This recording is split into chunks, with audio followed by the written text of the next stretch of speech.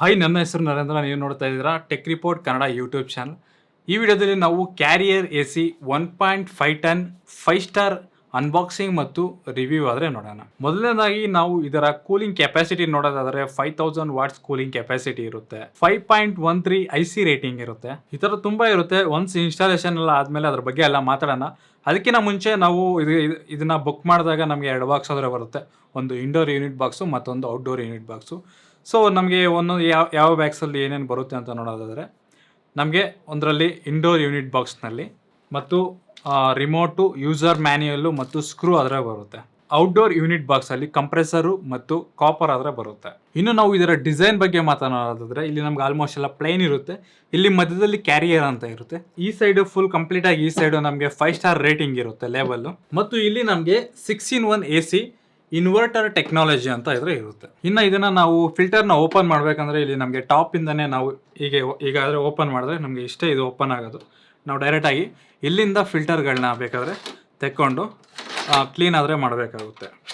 ಈ AC-ನೇ ಅಲ್ಲ, ಎಲ್ಲ ಪ್ರತಿಯೊಂದು AC ಆಲ್ರೆಡಿ ನೀವು ಬೈ ಮಾಡಿದ್ರು ಅಥವಾ ಮುಂದಕ್ಕೆ ಬೈ ಮಾಡೋ ಪ್ಲ್ಯಾನಿಂಗ್ ಇದ್ದರೂ ಕೂಡ ಪ್ರತಿಯೊಂದು AC-ನಲ್ಲೂ ಫಿಲ್ಟರ್ಗಳನ್ನ ಮಂತ್ಲಿ ಒಂದ್ಸರಿ ಅದೇ ಕ್ಲೀನ್ ಮಾಡಬೇಕು. ಆಗಲೇ ನಮಗೆ ಕೂಲಿಂಗ್ ಅನ್ನೋದು ತುಂಬ ಚೆನ್ನಾಗಿರುತ್ತೆ. ಸೊ ಒನ್ಸ್ ಇದು ಕಂಪ್ಲೀಟ್ ಆದಮೇಲೆ ಇದರ ಇನ್ಸ್ಟಾಲೇಷನ್ ಚಾರ್ಜಸ್ ಎಷ್ಟಾಯಿತು, ಅದಾದಮೇಲೆ ಕೂಲಿಂಗ್ ಟೆಸ್ಟು, ಇದೆಲ್ಲ ಆದಮೇಲೆ ಒನ್ಸ್ ಇನ್ಸ್ಟಾಲೇಷನ್ ಎಲ್ಲ ಆದಮೇಲೆ ಮತ್ತೆ ಇನ್ನೊಂದು ಸರಿ ಕ್ಲಿಯರಾಗಿ ಡೀಟೇಲ್ಸ್ ಆದರೆ ಹೇಳ್ತೀನಿ.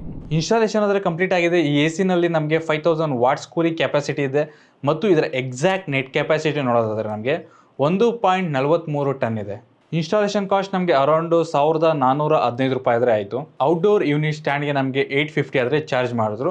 ಸೊ ಇದು ಒಂದು ವೇಳೆ ನಿಮ್ಮ ಏರಿಯಾದಲ್ಲಿ ಸ್ವಲ್ಪ ಅಮೌಂಟು ಒಂದು ಹೆಚ್ಚು ಕಮ್ಮಿ ಆಗ್ಬೋದು. ಸೊ ನಮ್ಗೆ ಚಾರ್ಜ್ ಮಾಡಿದಾದರೆ ಇಷ್ಟು. ಇದರಲ್ಲಿ ಫ್ಯೂಚರ್ಸ್ ಬಗ್ಗೆ ಮಾತಾಡ್ಕೊಳ್ಳೋದಾದರೆ, ಇದರಲ್ಲಿ ನಮಗೆ ಇಡೇನ್ ಡಿಸ್ಪ್ಲೇ ಇರುತ್ತೆ. ಇದನ್ನು ಆಫು ಅಥವಾ ಆನ್ ಮಾಡ್ಕೋಬೋದು. 100% ಕಂಡೆನ್ಸರ್ ಕಾಪರ್ ಕಾಯಿಲ್ ಆದರೆ ಬರುತ್ತೆ. PM 2.5 ಫಿಲ್ಟರ್ ಆದರೆ ಯೂಸ್ ಮಾಡಿದ್ದಾರೆ. ಇದರಲ್ಲಿ ನಮಗೆ 6-in-1 ಕನ್ವರ್ಟಬಲ್ ಇರುತ್ತೆ. ಅಂದರೆ 1.5 ಟನ್ ಆದರೂ ಕೂಡ 0.8 ಟನ್ ಮತ್ತು 1 ಟನ್ನಲ್ಲಿ ಯೂಸ್ ಮಾಡ್ಬೋದು, 1.5 ಟನ್ನಲ್ಲಿ ಯೂಸ್ ಮಾಡ್ಬೋದು, 1.25 ಟನ್ನಲ್ಲಿ ಕೂಡ ಯೂಸ್ ಮಾಡ್ಬೋದು. ಈ ರೀತಿ ಕನ್ವರ್ಟಬಲ್ ಮೋಡ್ ಅನ್ನೋದು ನಮಗೆ ವರ್ಕ್ ಆಗುತ್ತೆ. ಇದರಲ್ಲಿ ನಮಗೆ 46 dB ನಾಯ್ಸ್ ಇರೋದ್ರಿಂದ ನಾಯ್ಸ್ ಅನ್ನೋದು ನಮಗೆ ಕೇಳಿಸುತ್ತೆ. AC ಏನಾದರೂ ನೀವು ಆನ್ ಮಾಡಿದ್ದೀರಾ ಅಂತಂದರೆ ಸೌಂಡ್ ಆದರೆ ಬರುತ್ತೆ. ನಮಗೆ 1 ವರ್ಷ ಕಾಂಪ್ರೆನ್ಸಿವ್ ವಾರಂಟಿ ಕೊಡ್ತಿದ್ದಾರೆ ಮತ್ತು 5 ವರ್ಷ PCB ವಾರಂಟಿ ಕೊಡ್ತಿದ್ದಾರೆ ಮತ್ತು 10 ವರ್ಷ ಕಂಪ್ರೆಸರ್ ವಾರಂಟಿ ಕೊಡ್ತಿದ್ದಾರೆ. ಇನ್ನು ಕೂಲಿಂಗ್ ಟೆಸ್ಟ್ ಬಗ್ಗೆ ಮಾತನಾಡೋದಾದರೆ, ಇದು ನಮಗೆ 170 ಸ್ಕ್ವೇರ್ ಫೀಟ್ ಇರುವ ರೂಮು ಬೇಗನೆ ಕೂಲ್ ಮಾಡ್ತು. ಪರ್ಸ್ನಲ್ ಆಗಿ ನಾನೇ ಯೂಸ್ ಮಾಡಿದಾಗ ಜಸ್ಟ್ 10 ನಿಮಿಷದಲ್ಲಿ ನಮಗೆ ರೂಮ್ ಎಲ್ಲ ಕೂಲ್ ಮಾಡ್ತು. ಕೂಲಿಂಗ್ನಲ್ಲಿ ಯಾವ ಪ್ರಾಬ್ಲಮ್ಮು ಇಲ್ಲ.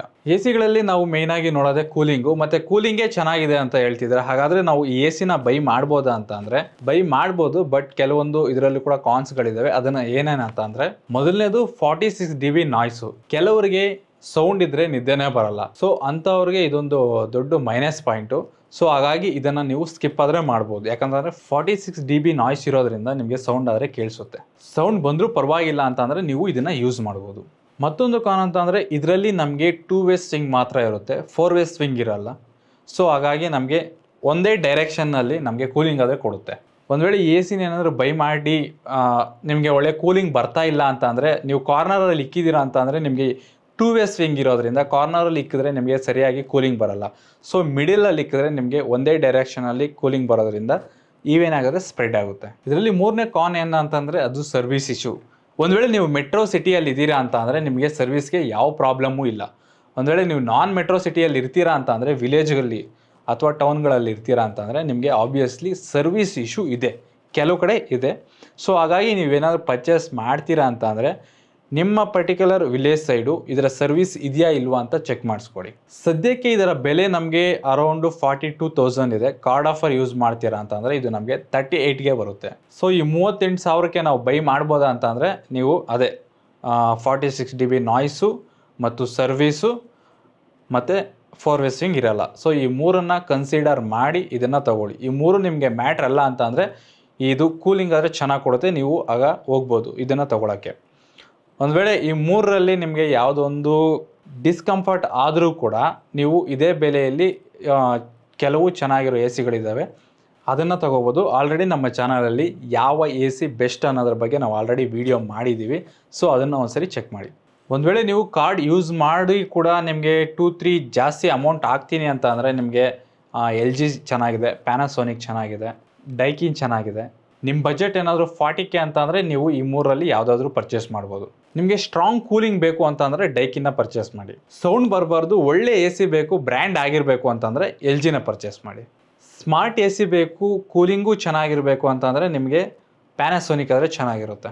ಈ 3 ACಯ ಲಿಂಕು ಕೂಡ ನಮ್ಮ ಡಿಸ್ಕ್ರಿಪ್ಷನ್ ಆದರೆ ಕೊಟ್ಟಿರ್ತೀವಿ. ನೀವು ಏನಾದರೂ ಬೈ ಮಾಡಬೇಕು ಅಂತಿದ್ರೆ ಅಲ್ಲಿಂದ ಬೈ ಮಾಡ್ಬೋದು. ಈ 3 ACನಲ್ಲಿ ಯಾವ AC ತೊಗೊಂಡ್ರೂ ಕೂಡ ನಿಮ್ಮ ಮನಿ ಆದರೆ ವೇಸ್ಟ್ ಆಗಲ್ಲ. ಸೊ ಈ ವಿಡಿಯೋ ಆದರೆ ಇಷ್ಟೇ ಫ್ರೆಂಡ್ಸ್. ಈ ವಿಡಿಯೋ ನಿಮಗೆ ಇಷ್ಟ ಆಗಿದೆ ಅಂತ ಅನ್ಕೊತೀನಿ. ಇಷ್ಟ ಆಗಿದ್ರೆ ಲೈಕ್ ಮಾಡಿ, ನಿಮ್ಮ ಅನಿಸಿಕೆನ ಕಮೆಂಟ್ನಲ್ಲಿ ತಿಳಿಸಿ. Thank you for watching.